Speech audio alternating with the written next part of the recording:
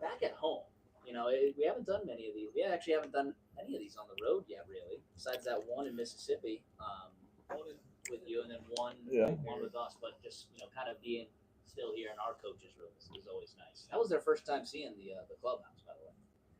Gateway. They must have Oh, I missed know. it. Yeah, no, they missed Yeah, it. There was the last series. And then when they came in,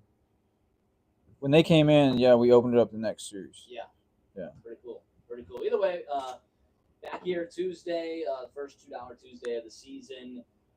6-1 loss to the Gateway Grizzlies, the series opener, 3-game series opener, before we head on the road to Washington. A 6-1 loss. Sean Galen in his third start gets his second loss of the year.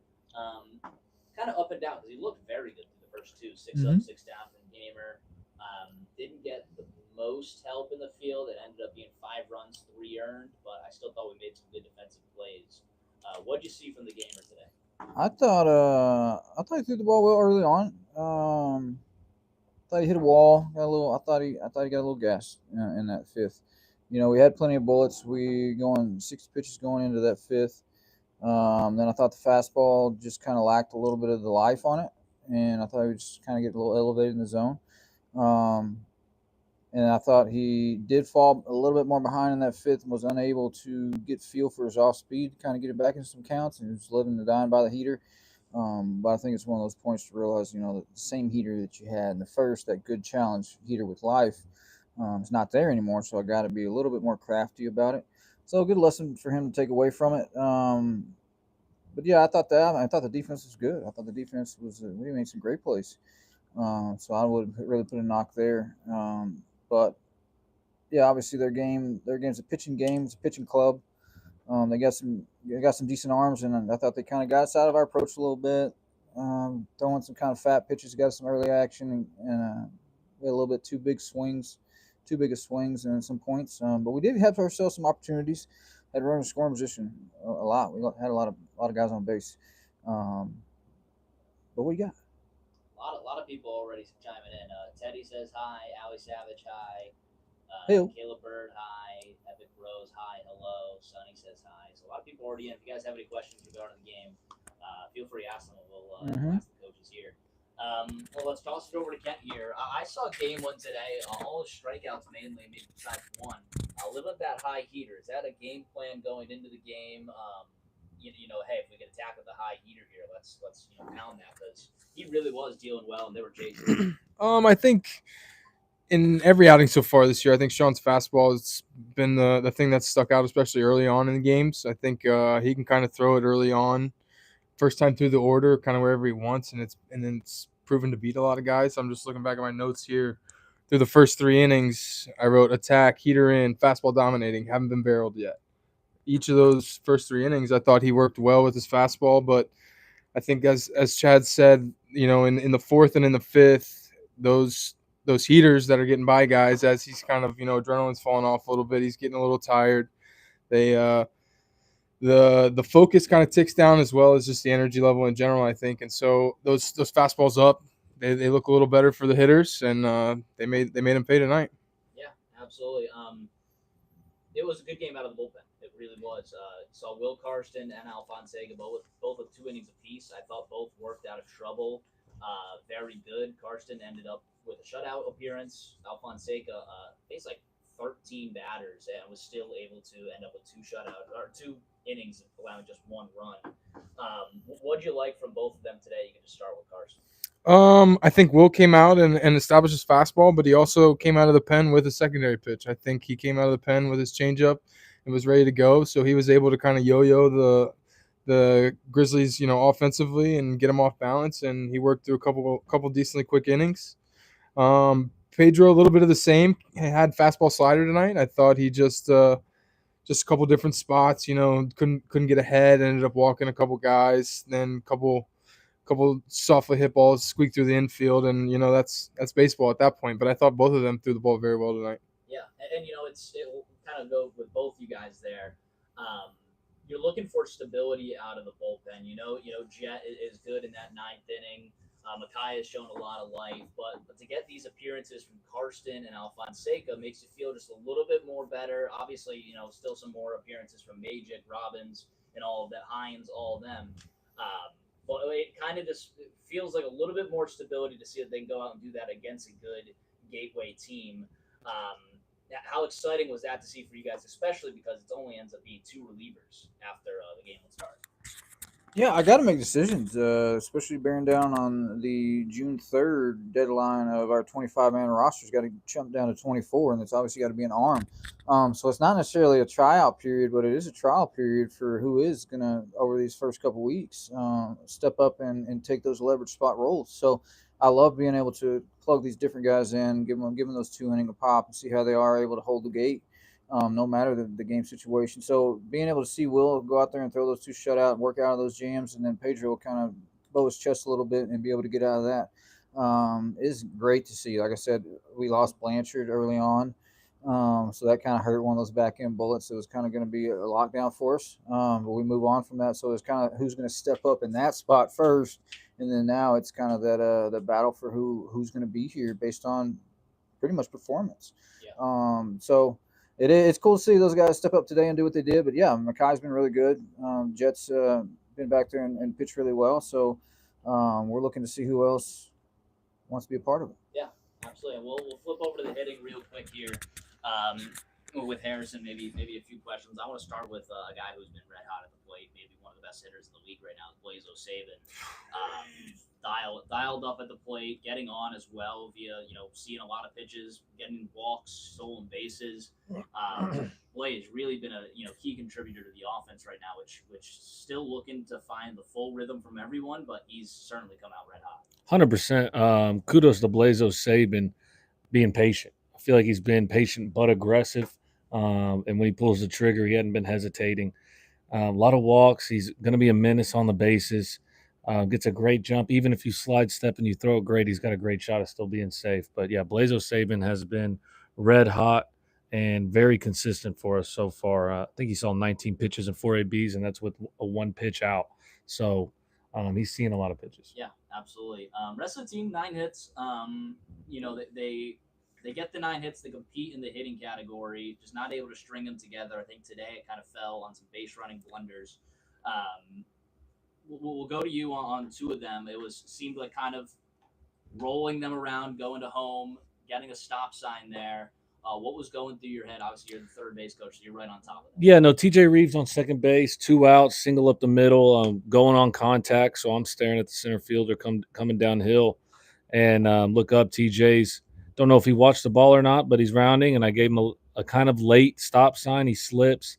I got to put it on earlier, slips, and then he obviously gets out at third. And then, we have another line drive up the middle on 1 out with Armani and Nieves on first. Armani's waiting for the ball to drop.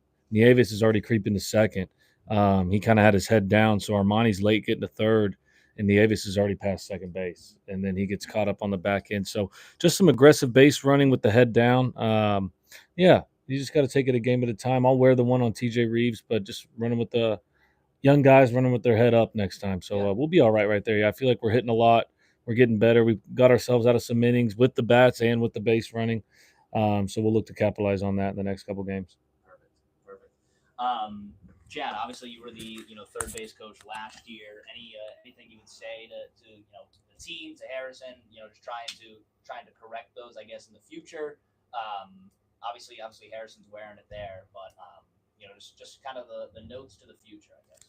Very few minimal plays that we got to make as that third base coach. Like to me, it's the coaching that we do off the field to be able to have those players in the game situation. Like the one with Javi the other day when he ended up hurting his ankle, it was right in front of him. So it's being able to teach the game and see the game and go off their gut instincts.